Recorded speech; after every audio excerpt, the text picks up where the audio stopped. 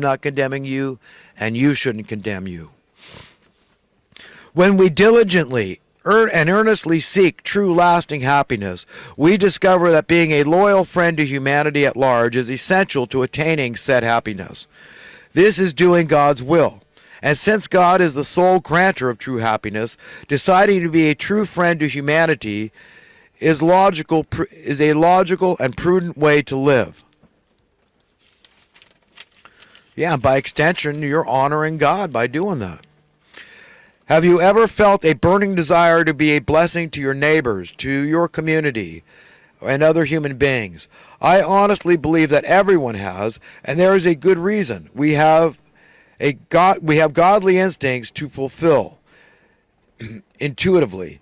And we know that in order to feel the sense of gratification, of satisfaction we naturally crave to be happy, requires us to genuinely care, to truly love our fellow human beings, and prove it by our actions. I think that would be a case in Scripture for saying that faith without works is dead. You've got to prove your faith. You say you love your fellow human being, you prove it.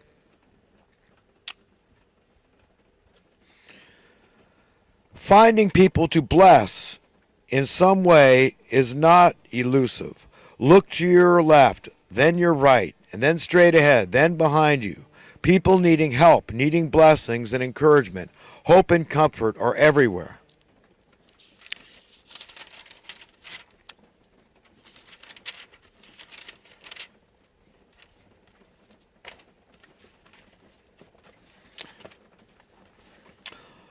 I'll readily admit to being an acutely frustrated man trying to fight the good fight within the acceptable parameters of a world system society utterly imbued with all sorts of evil and control. As long as you admit that the alternative is far worse, conforming, complying, going with the flow, the path of least resistance, is a wholly intolerable, untenable, an ungodly option. That's right. You go with the flow of that system, man, you expect you're on the path to destruction. You're on that ship of fools that's going down, man. When it all hits the fan at the very finger of God, then you are going to be sorry. You had the wrong values. If modern money magic, that is the printing of value, quote, is an advanced sophisticated form of barter, then call me a monkey's uncle.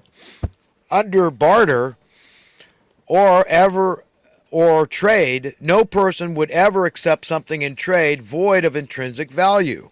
Such an exchange would be clearly foolish. Yet today, in the 21st century, money magic is all the rage. The ultimate commodity of value is money. Barter would be an infinitely fairer economic system. Obviously, I mean, it's the dumbest thing in the world that we've allowed this to happen, but here we are. And these people that, they come up with the paper and the ink and they say they have the authority. They seize authority. They hijack authority.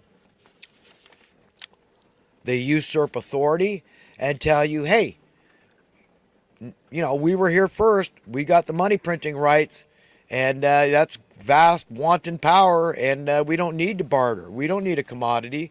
We don't need to offer you anything of intrinsic value. No services, no commodities, no. No, we've got paper, ink, and printing presses, and the authority. So, hey, tough luck, suck it up. You don't have it, I do.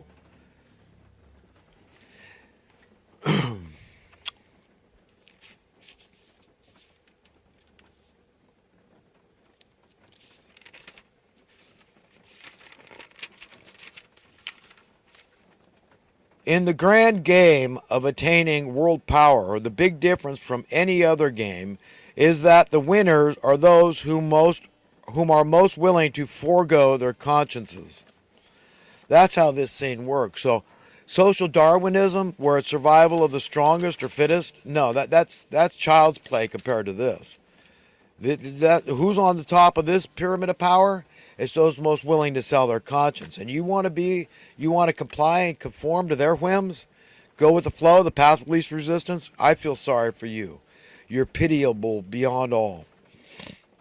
Quote, they say feeling lucky is like feeling fortunate or blessed is a good thing. Then pray tell why can't I enjoy feeling lucky? In fact, when I feel, quote, lucky, I feel like a spoiled brat. This is in light of the fact, the knowledge, that not everyone is feeling lucky. Right? We know. If we feel lucky, we know everyone's not feeling it. As such, I have come to realize that in order for me to actualize a sense of appreciation for good fortune, for good luck, we, that is the human race, must work together to see that each one of us has more than ample reasons to feel blessed, to feel lucky. That's right, my friends.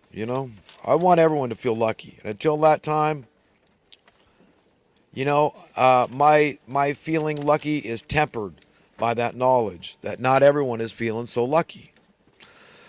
Knowledge of good and evil renders all humans to be Jekyll and Hydes. Instinctively, we deplore this paradigm as divided, our very essence, and yearn to be free, to always and only be either Hyde or Jekyll. Yeah, we don't want that schism, that split personality going on. God knows that, and that's why, again, that personal relationship with God is so important. When we act like Jekyll and Hyde and we think we're schizo and we see this schism within our own members, it doesn't feel good. And only God can really help us to understand what the hell's going on, which goes back to what I was talking about earlier. Why are we beating ourselves up? And other times we're just on top of the world, feeling blessed and what's going on here? Because God made it impossible for you, if you want to keep your conscience intact, to just comply and conform and go with the flow of this evil system. You can't do it. So why fight it? Don't go with it. Get your values in line and you'll be blessed. I promise you. Cherish, cultivate, nurture, and thank God for all those things you wouldn't do for any amount of money. Oh yeah, my friends. Thank God for that. Try to forgive and not be angry with those whom values are askew. They unwittingly need pity.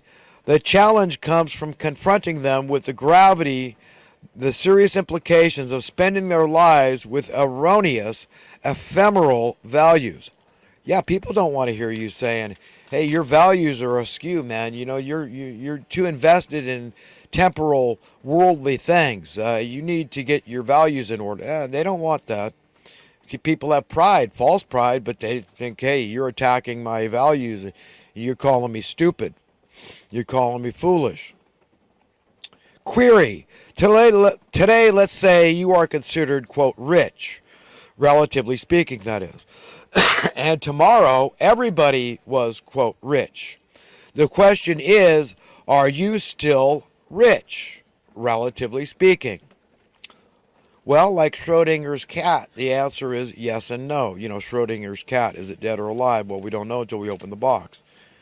Well, that's it, you see.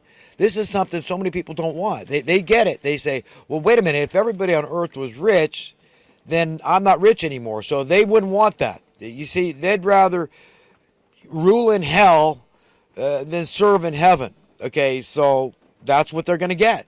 What they want is what they're going to get. That's evil. You're evil. You're not willing that everybody on earth be rich. You're evil and you're on the highway to hell. I promise you. So that's a warning. Unequivocally speaking, the single greatest threat to the status quo establishmentarians representing this current beast economic system is the inarguable ability, the indisputable wherewithal to eliminate poverty on earth. Such a dramatic new paradigm would destroy these beast system supporters by rendering them impotent, irrelevant, and would free the earth's population from their stranglehold through universal prosperity.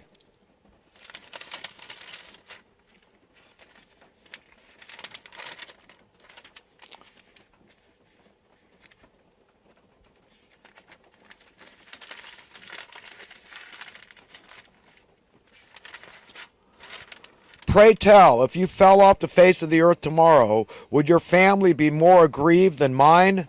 Would your community, the society or civilization be in any more or less dire circumstances than if myself or anyone else fell off the face of the earth tomorrow?